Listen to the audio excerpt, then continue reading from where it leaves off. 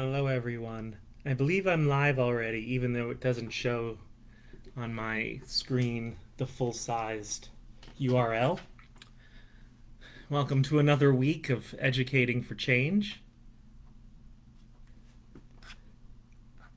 I am going to continue continue building on a story that I've started the last couple of weeks concerning the deep roots of slavery in the United States.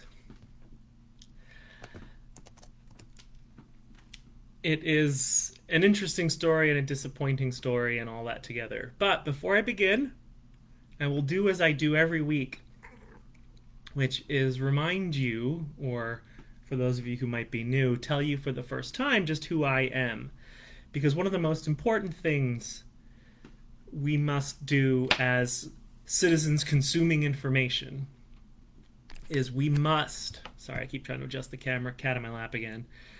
We must always question the source. I don't mean question the source as in automatically disbelieve or automatically believe, but we should always contemplate and think about the information that's being presented to us and whether we judge that information credibly or reliably. And that also means thinking about me or anyone else, Cattail, or anyone else who might attempt to tell you the way things are or what facts are or what truth is. We are going live on Facebook, which is, of course, a medium that has become, unfortunately, synonymous with lies and misinformation and distortion and memes meant to activate your emotional responses without actually being factually based. And so, with that in mind, I'll tell you again about who I am. My name is Joseph Solar, and I am an adjunct professor of African American history at Rowan College of Burlington County. I also teach the even broader general U.S. history class, which is huge and unwieldy. But I received my undergraduate degree from Harvard College, where my professors were people like Henry Louis Gates Jr., who hosts the documentary series I've linked to, as well as some other shows on PBS, a fantastic historian named Evelyn Brooks Higginbotham, who taught me a great deal about history, and K. Anthony Appia, Werner Solars. I mean, yeah. I learned from truly remarkable, inspiring minds, and it's my privilege to try to pass on what I learned from them and from my studies onto you all. I hold a master's and PhD from Temple University in urban education, which is why I am so concerned with issues of education, miseducation, or kind of half education, educational issues that stir us. I've been teaching for years and years and years and years.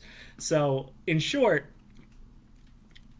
if one is to look at me, I would argue, because you can choose to completely disbelieve me, but I would argue that I am a reliable source because I've spent years studying the material and studying the material from people who have spent years studying the material. I stand on the shoulders of giants, if you will, and so I get to share that with you. So last week, I was speaking about the actual first European settlement in the United States, the one that gets very little credit, if any credit at all, in our history textbooks, and that is the city of St. Augustine, Florida, which was settled in 1565 by the Spanish. And the composition of that settlement was much more diverse than the composition of the later Jamestown settlement, which we credit as being the birth of America. And so things were not perfect in Florida, absolutely. There was violence, there was slavery, there was abuse, there was exploitation, but there was also intermarriage, cultural blending, and for a long time sanctuary for runaways from slavery. I presented Florida as an example of the other way we could have gone as an American society. That if we had held up this multicultural, blended society as the foundation of our country, we might be more amenable to conceiving of the United States as a multicultural and blended society instead of a segregated society still grappling with systemic racism. So, where does that leave us? Well, that leaves us wondering about Jamestown, and also Plymouth in Massachusetts, but Jamestown, which was, of course, the first permanent English settlement. Why Jamestown? Because, of course, what happens in Jamestown will shape the United States significantly, just as what happened in Massachusetts would shape the United States significantly. And what we see when we examine Jamestown is a very curious place. So before we go to Jamestown, we have to take a look at England. And we have to look at England briefly because the way the English will eventually define and legally create slavery, the system which the Americans inherit and then expand upon after the American Revolution, is based on some peculiarities of English society in and of itself. So, in the simplest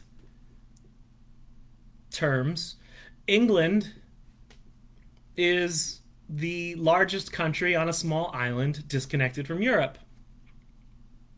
Their neighbors are Scotland and Wales, and then across the bay they've got Ireland. And the English will be among the first to develop a particular sense of nationalism and national identity. And this happens in large part because of their wars with Spain. So Spain and England are going to war. It is, of course, part of what happens in San Agustin.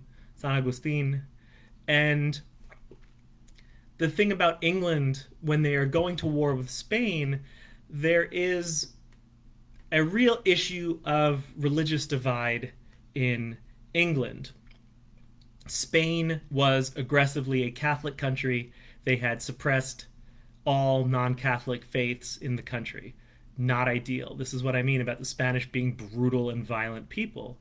The French, similarly, had brutally suppressed Protestant people and non-Catholic people. In fact, the settlement that the Spanish wipe out, the French settlement that the Spanish wipe out in Georgia in the early years of San Agustin,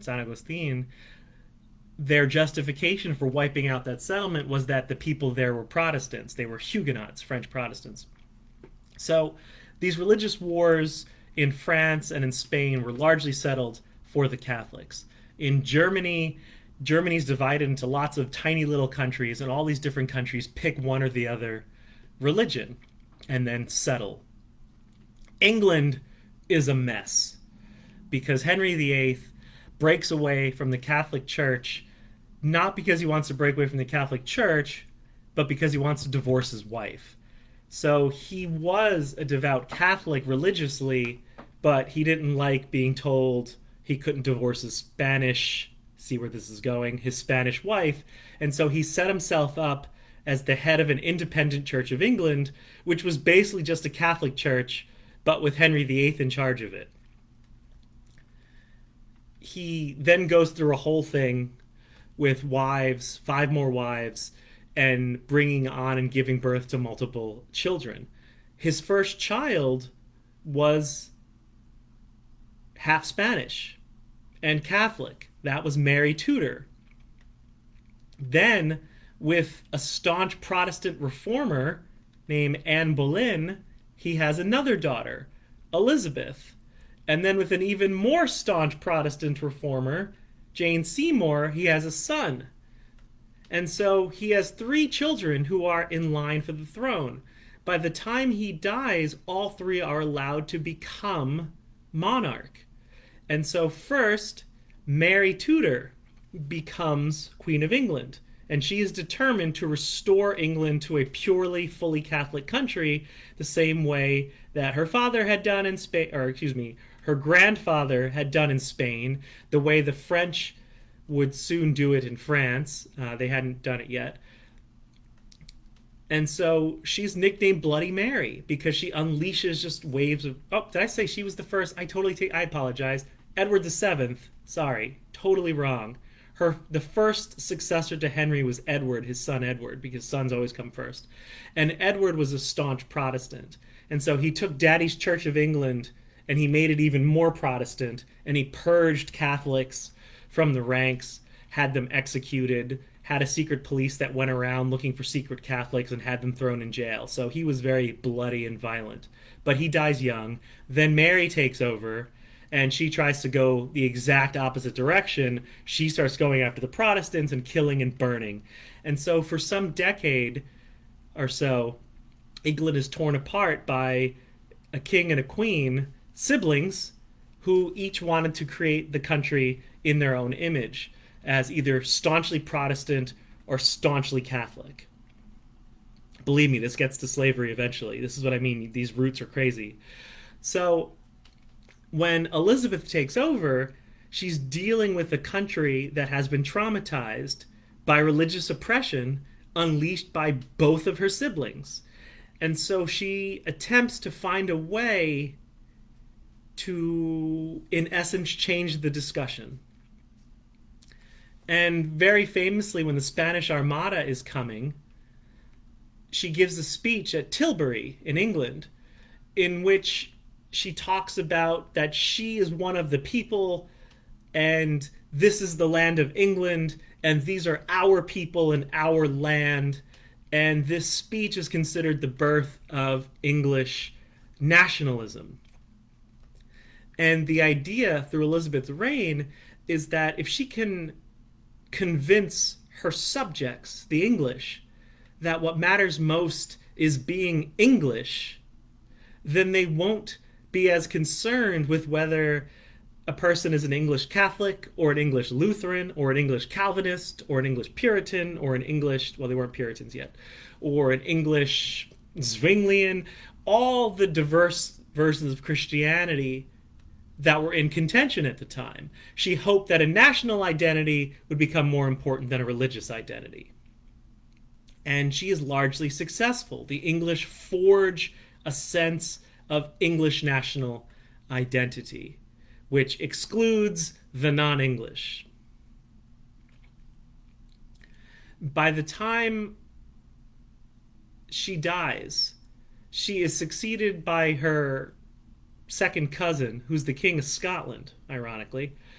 And he, King James, gives the green light for a second attempt at a colony. They had attempted a first colony in North Carolina, but it had failed because of the Spanish Armada.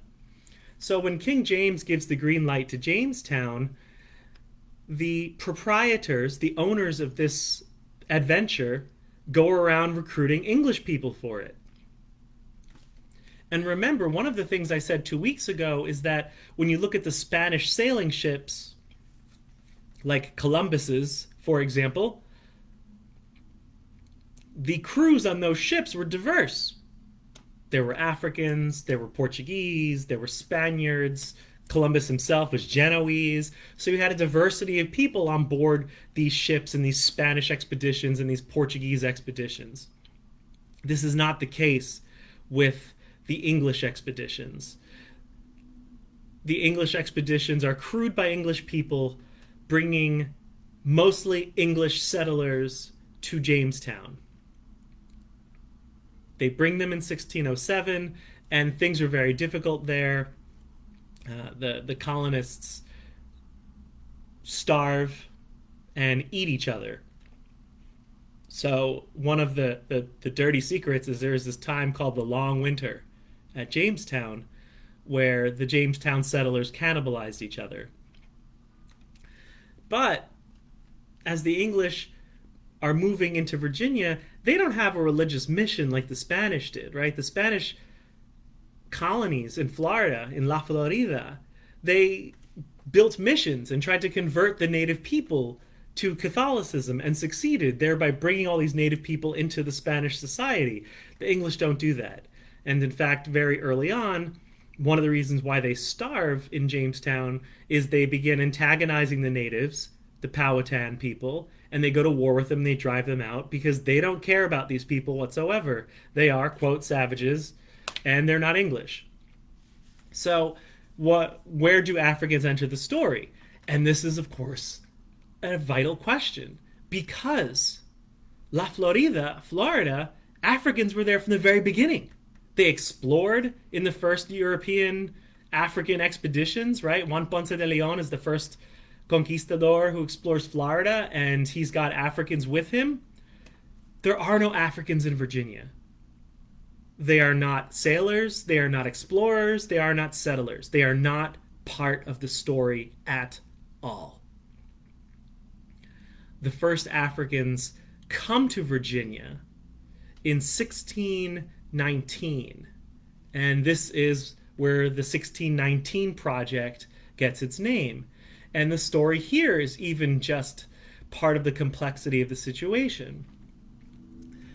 The Africans come to Virginia because they had been on a Portuguese slaving ship that had been attacked by the Dutch, and the Dutch had captured the ship along with the Africans, and they were running out of food and supplies, so they sought safe harbor in Jamestown and food and water, which by this point Jamestown was able to provide. And so in exchange for food and water, the Dutch pirates, because they were pirates, traded 9 Africans, 7 men and 2 women, in exchange for food and water, who had been enslaved by Portuguese slavers. Now, we don't know for certain, but it is highly likely that these 9 Africans were conversant in at least partially Portuguese and the kind of Atlantic language. Some of them might even have been Catholic, because evidence indicates by 1619 that the King of Congo was complaining that the Portuguese were kidnapping Congolese subjects sometimes rather than going through the official processes, which meant that they were kidnapping Catholics. So these 9 Africans come to Jamestown, and the English don't know what to do. They did not live in a society that had Africans. If you remember the picture of Lisbon, Portugal, from 1573, Lisbon was a very, very Africanized city. There were very few Africans in England, but there were Africans in England, and that's important. And so the English knew that these 7 men and 2 women were not English. They didn't look English, they didn't speak English, they weren't members of the Church of England. And so what they did is they took these 9 people and they fit them into the society the way they fit some other non-English people, called the Irish and the Scottish. In other words, they used these 9 people as indentured servants. And the law of indenture in England was a contract signed by the indentured and the indenturer that stipulated years of service in exchange for food and room and board and perhaps a lump sum payout or some land after the term of service was over. There were poor English indentures, there were Irish indentures, and there were Scottish indentures. And in fact, the English famously although it's been misrepresented a bit in the meme, took lots of Irish prisoners from their wars in Ireland and in Scotland and sent them off as indentures to Virginia as a way to make money and to get rid of these troublesome people. Transportation. And so, Africans in the 1620s legally were not particularly different from other indentured servants, Scottish, Irish, and English, Welsh. Except that, of course, one could tell they were not English, Scottish, Irish, or Welsh. They were visibly African. And that visible, physical difference will eventually become manifest. But for almost a generation, maybe even 2 generations, the idea of Africans as lifetime slaves didn't exist in Virginia. And in fact, the evidence shows, and if any of my former students are watching, you know this story already, the evidence is clear that some of these Africans worked off their indentures, got their freedom, and became landowners themselves. There is a man who is being circulated in a meme, because again, Facebook is full of nonsense and lies, whose name was Anthony Johnson. Well, legally speaking, his name was Antonio el Negro.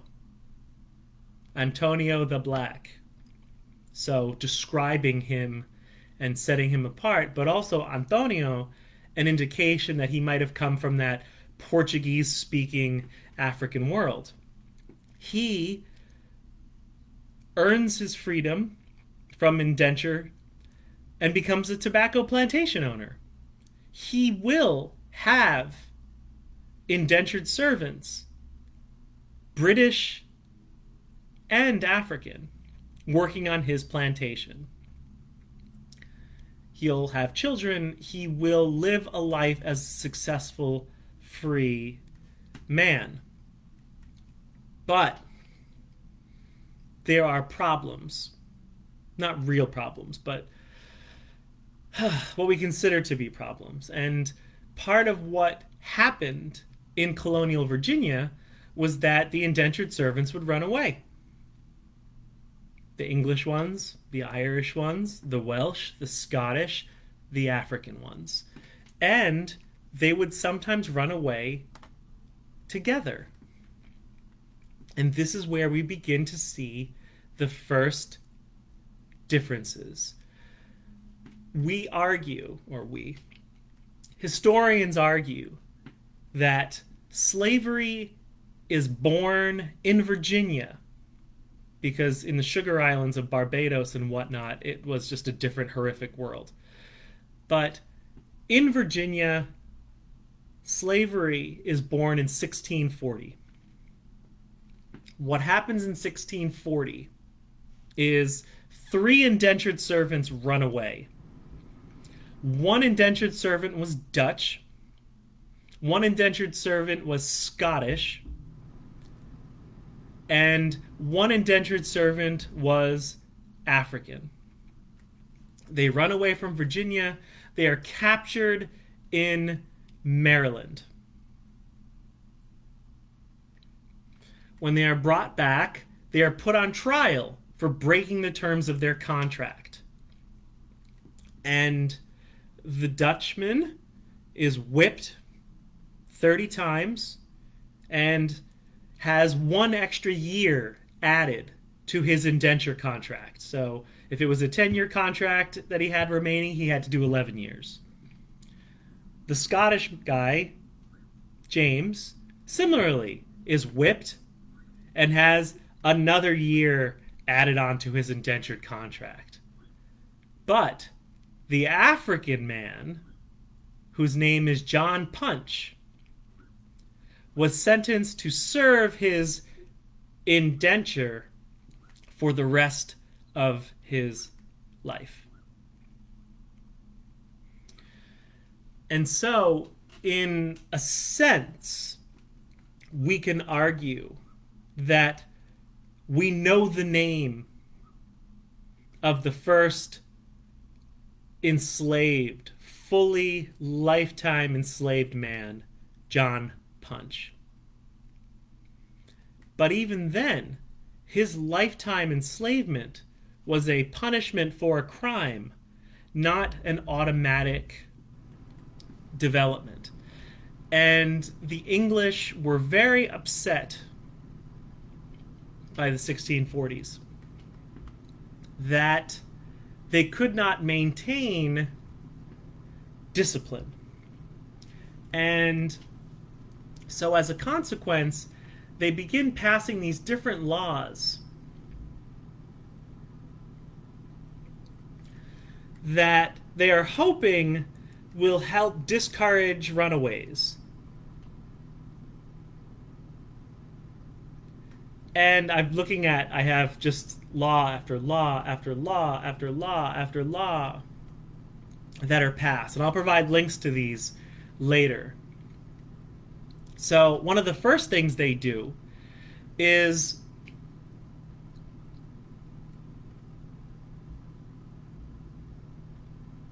make a law that those indentured servants who run away will end up having to serve double time. They begin to draw that line. They also, because it was very clear that Africans, Dutch, Scottish, English, indenture people had different perspectives, that the Africans came from freedom, right? Africans who were sold into Virginia, even if they were sold unto indenture, had by and large been kidnapped and taken prisoner of war and sent off to slavery. That said, the English also Shanghai people. That's where the term comes from. They would kidnap people, get them drunk, and just throw them on boats. But it wasn't the same, by this point, 150-year-old network of slavery and slave camps that existed in Africa. So they try to discourage Africans and Europeans from cooperating. And the way they do this is it becomes the standard penalty for any African running away to be sentenced to life indenture.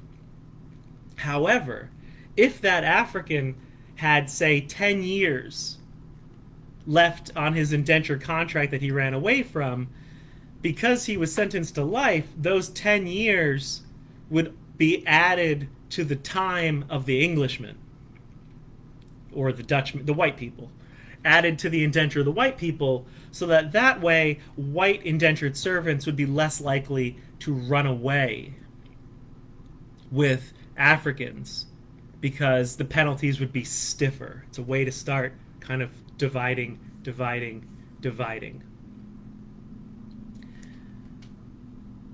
The thing about these laws is that they are evidence of cooperation within this society. That the color line between white and black, and Thomas Jefferson also would later talk about red, the Native Americans, was not a hard and fast line. That yes, Africans visually are not English, but that visual difference in no way precluded them from cooperation or running away with white fellow servants. We also know, of course, that there were marriages and children. Legal marriages and children between white and black indentured servants that were giving birth to children, these marriages. And now the English have a problem because they are defining Africans as those that could be enslaved for life if they try to run away, and English as not. But what about a servant, indentured servant, who is both white and black. And so we get in 1662 the particular English way of slavery, a way which did not exist in the other colonies. And I'm just going to read you the law. So December 1662, it says, whereas some doubts have arisen whether children got by any Englishman, note the use of the word Englishman, upon a Negro woman should be slave or free, be it therefore enacted and declared by this present Grand Assembly that all children born in this country shall be held bond or free only according to the condition of the mother.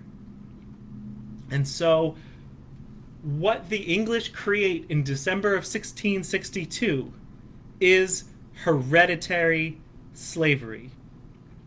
Up until this point, even those enslaved men, those sentenced to life of indenture, enslavement was their burden. And so these men could have free wives or enslaved wives, and the children were free. But we also have the commingling, and yes, probably sexual assault occurring. And we have these children who obviously would claim the status of their free parent, saying, like, well, like, my dad was free, so I'm free. And so Virginia says, no. If your mother is an enslaved woman, then you are born an enslaved person. And that's the turn. That's the turn in Virginia which becomes decisive.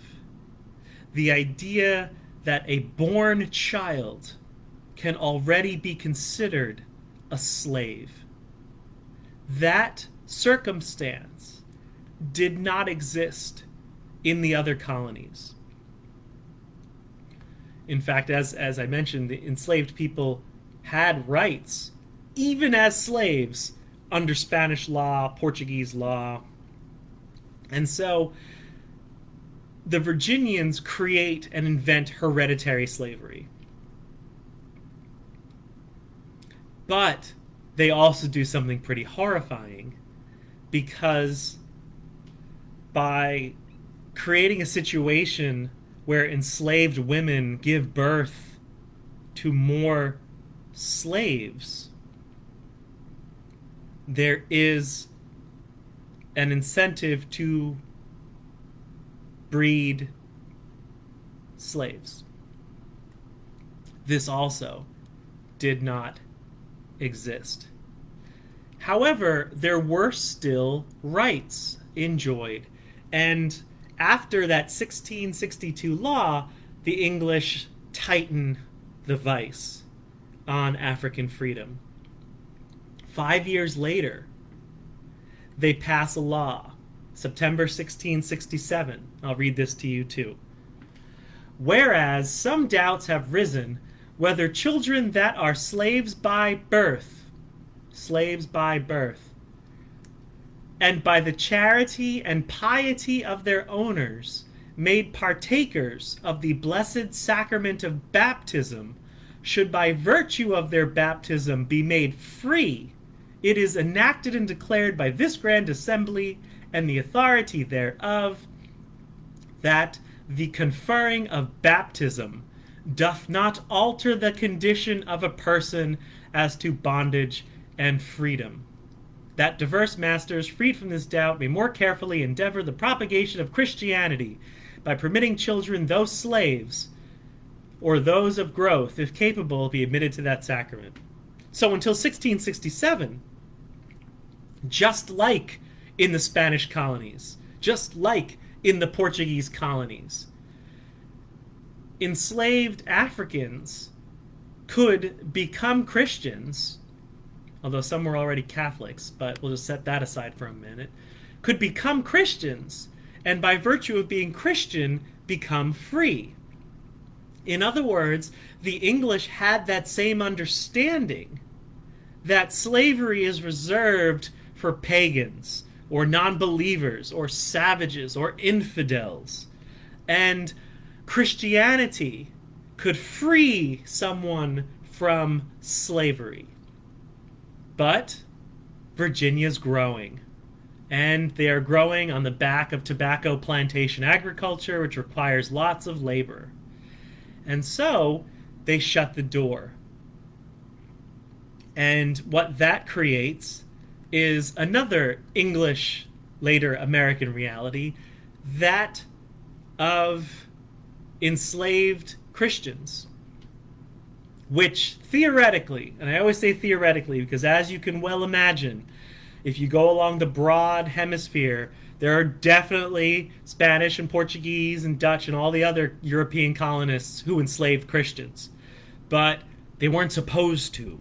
So if they did, they were breaking the law. Right? But in England, in the English colonies after 1667, being a Christian did not matter. And it became legal for Christians to enslave Christians. And that was acceptable because, in a related development, Anthony Johnson's family loses the title to the plantation in Virginia. And the court ruling by which the land is taken away from the family said that Anthony Johnson, Antonio, the Negro, was a Negro and thus an alien. And so Virginia does something else around the same time that they close down the Christian loophole. They basically declare that Johnson's black skin, his blackness, made him a foreigner, made him an alien, and similarly made his children, his black children, aliens, even though they had been born in colonial Virginia and were thus subjects of the English crown.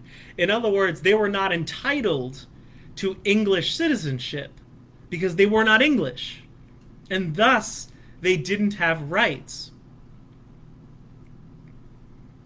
And it's located in the visual of their black skin. And so the English are drawing that tighter circle around who is entitled to rights and who is not. People who are black are not entitled to rights because their blackness tells us they are aliens, and aliens don't get English rights. Only English people get English rights because being English is special. And so they're beginning to just ever so slowly draw that color line, separating white from black.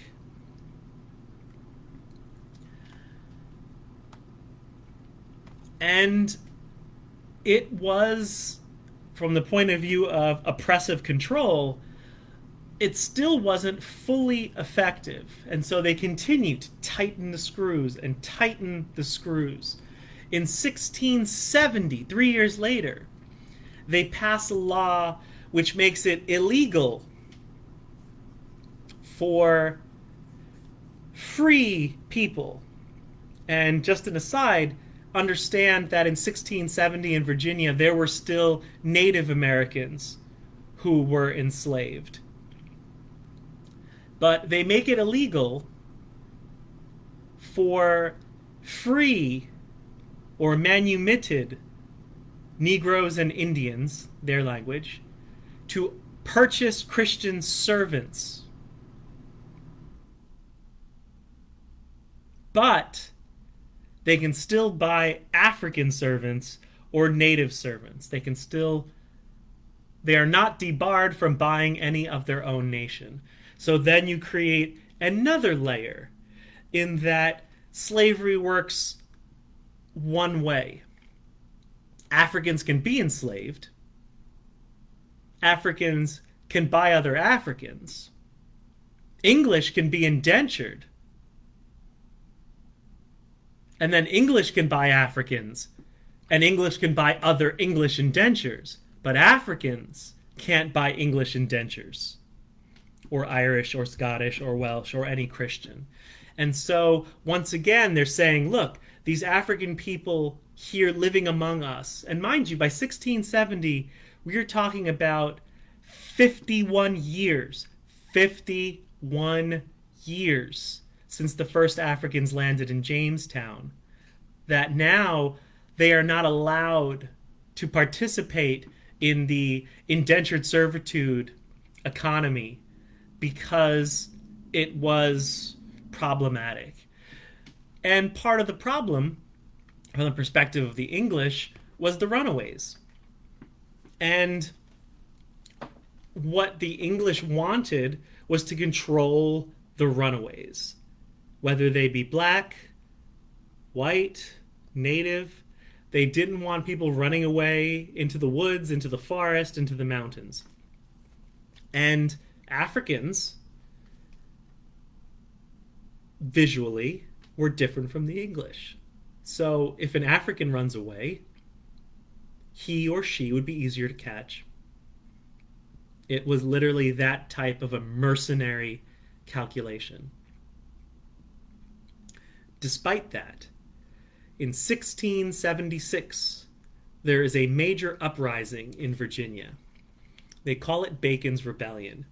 And the motivation behind Bacon's Rebellion underscores, again, that Africans in Virginia still had not just some limited amount of rights, but still had hope for free lives in Virginia. So it wasn't completely shut down yet. And Bacon's Rebellion is a rebellion of the indentured servants and the enslaved Africans, because by this point, since they have a slave law, any African brought into Virginia is just considered a slave for life. And of course, if she's a woman, any of her kids will be automatically considered slaves for life, and the whole 9 yards. Despite that difference in status, the white indentured servants, who would eventually end their indenture, and enslaved Africans, rose up in rebellion together. And the reason for their rebellion was that the governor of Virginia had promised to clear the native population off the lands so that the indentures could get land of their own, like Anthony Johnson had, when they were freed.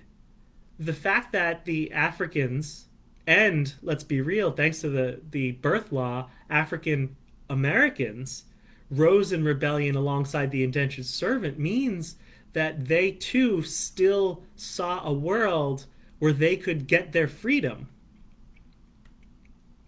and become free landowners in Virginia. So slavery in Virginia in the 1600s is not nearly as locked in and controlled as it later becomes. But slavery in Virginia is trying to draw a color line. And one of the ways they're drawing that color line is to try to separate the English from the Africans and to define as a separate status or a different status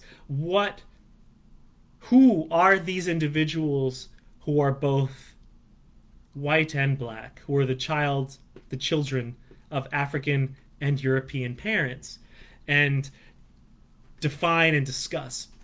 And all of this preoccupation is very different from what was occurring elsewhere, where pretty much a person was enslaved or they're free. They're enslaved or they're free. And then they could mix and marry and have whatever as long as they're Catholics. So they're drawing that line. After Bacon's Rebellion, we see another rash of laws passed aimed at separating the white and black population, treating them differently, not allowing them to settle together or live together. They outlaw intermarriage between Christians and Negroes.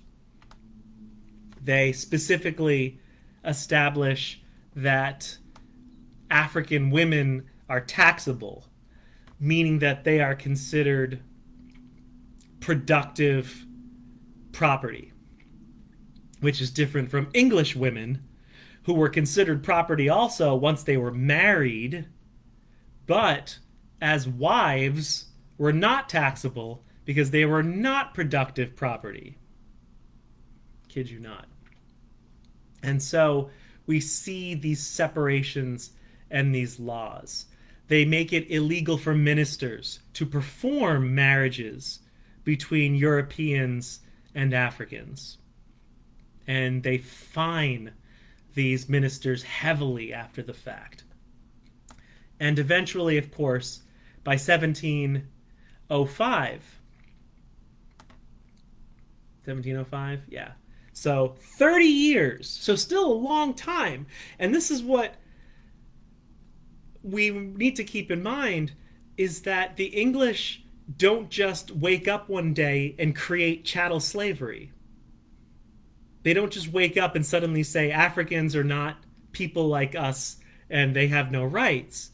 It's a gradual process over time, driven by events. And it's, dare I call it, a slippery slope. They strip some rights away from Africans, and then that works. So then they push it a little bit more, and a little bit more, and a little bit more, and a little bit more, until eventually we have this fully established system of chattel slavery. And that becomes the law in 1705. So we're talking some 86 years after the first Africans arrive.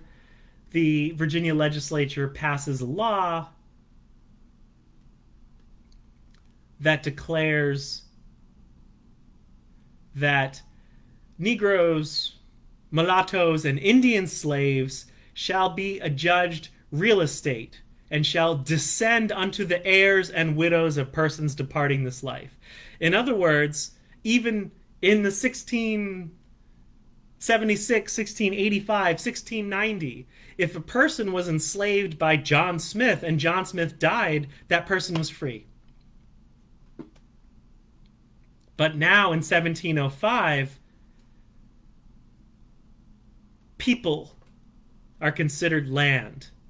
And just like land can be passed from father to son and father to daughter or father to children, parents to children, whatever, now so too could enslaved people be handed off like property. And so this is when 1705 African Americans enslaved become defined legally as property, as the law says it, real estate that belong to people completely for life. Not just their labor, the person themselves. But it took 86 years to get there.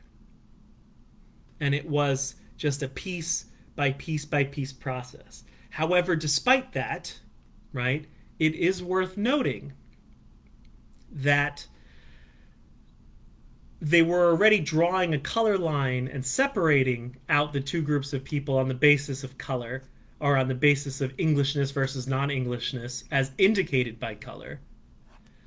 But it hadn't developed into the full-fledged kind of segregation, sort of segregation state. The same law they pass, the same year they passed the chattel law, they pass another law which also indicates the way the English are thinking. It's called the Act Concerning Servants and Slaves. And it basically says that any servants brought to the country who weren't Christians are automatically slaves, even if they convert to Christianity. So now it's even more enshrined, tighter, that you're automatically a slave. There's no such thing as an indentured servant contract for a Muslim. It's all slaves. They also say this: if a free Christian white woman shall have a child by a Negro or mulatto. For every offense she shall pay the church wardens 15 pounds. And so here is sexism and perhaps sexual racial anxiety built into the law, in that enslaved black women or enslaved mixed race women gave birth to slaves, and that was it. But free white women giving birth to mixed children were punished for it. The English are trying to keep the lines of free people clean and clear. They're trying to make sure that freedom and whiteness are associated with each other. And because the law passed status through the mother, there's that chance that those white women having kids with African men or mixed men would be giving birth to non-white children who would be free. In other words, they're trying to create a color code. White equals free, black equals slave. And it's this color code and this color line that will distinguish the practice of slavery in English colonies from slavery in the Spanish colonies or the Portuguese colonies. New Amsterdam is a whole different thing, which is a Dutch colony, New York. But the English create slavery differently. And in doing so, they laid a foundation for the systemic racism and color coding and scientific racism and all of these later developments that were driven and motivated by the existence of slavery in a way that, yes, will infiltrate the Spanish and Portuguese-speaking worlds. No people are immune from this racial thinking.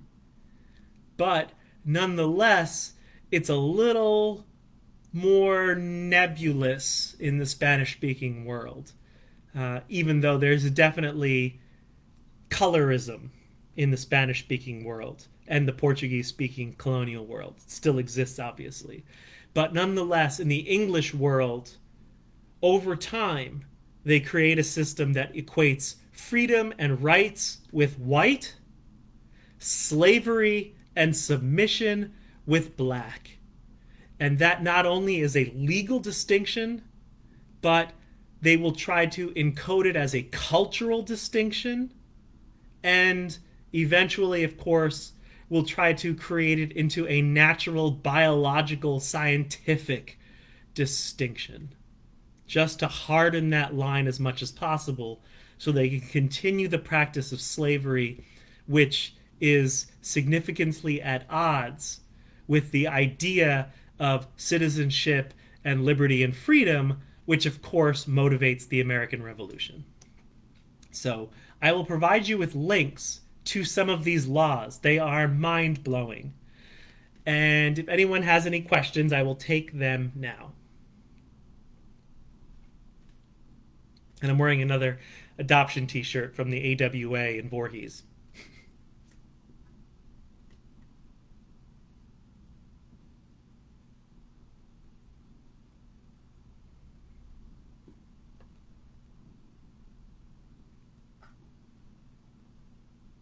No questions? Oh, crap.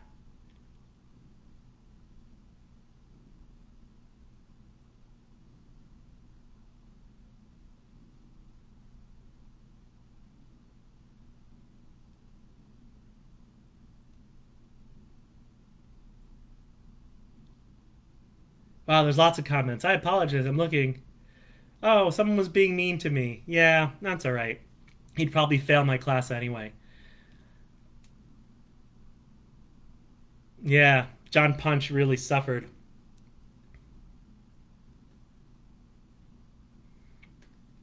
Yeah.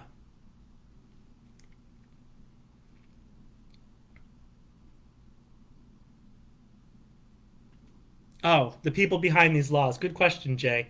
So, in Virginia, it was the colonial authorities. The 1705 laws and the 1680s were the work of Governor Berkeley of Virginia. King James, he was gone by the time these laws passed.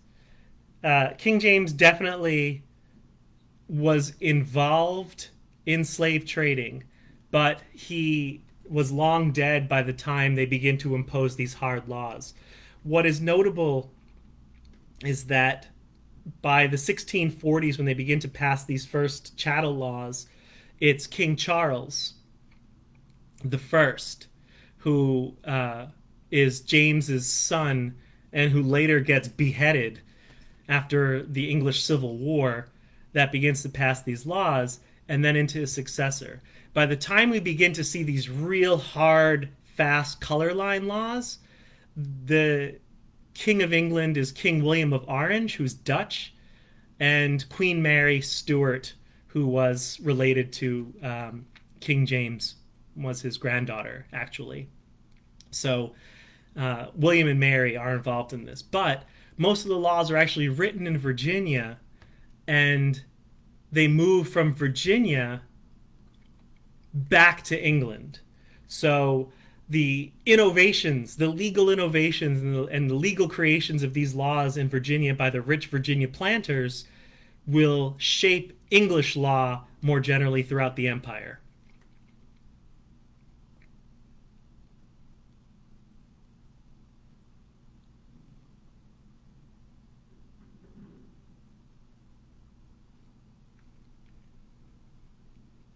Anyone else?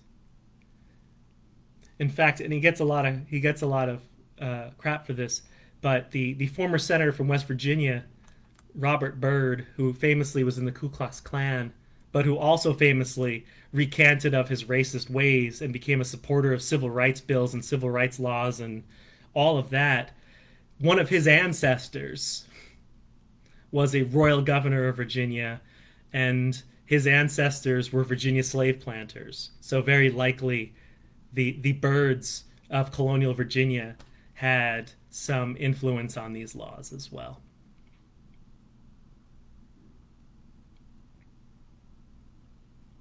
Any other questions? Exactly, Jay. Um, it's it, like Audre Lorde defined it. It's that intersection of being a woman and being a woman of color that allows, you know what I mean, that culturally permits oppressors to oppress women on the basis of their sex as well as their color.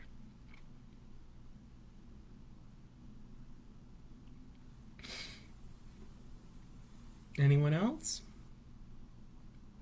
Well, thanks for defending me against that grumpy puss who didn't want to hear things spoken clearly and directly.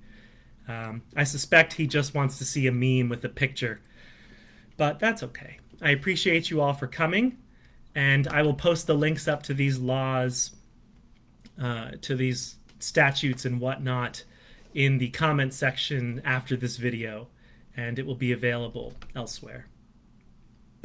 So, good luck to you all, and I hope you have a great day. Good question, Jay. No. Because the English considered Native Americans to be of the color red, and thus also people of color. And then, of course, people who were mixed in English law would be considered people of color, or colored people, or whatever the designations were at the time. Because as we also know, there are white Africans because of colonialism. And the English in these laws use the word Negro, which of course is the Spanish word for black. Negro.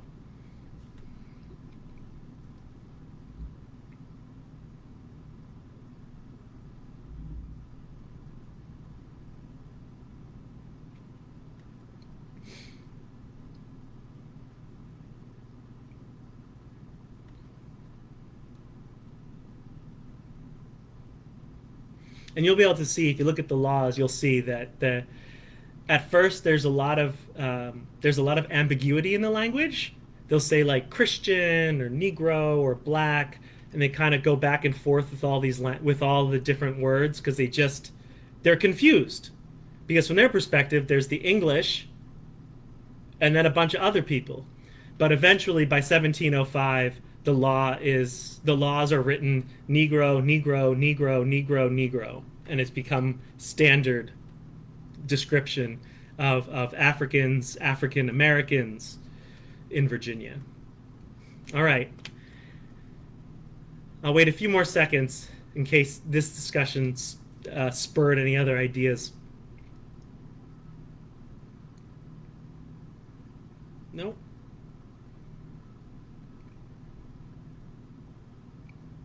Alrighty then. Have a great day, everybody. Thank you for tuning in. Bye, all.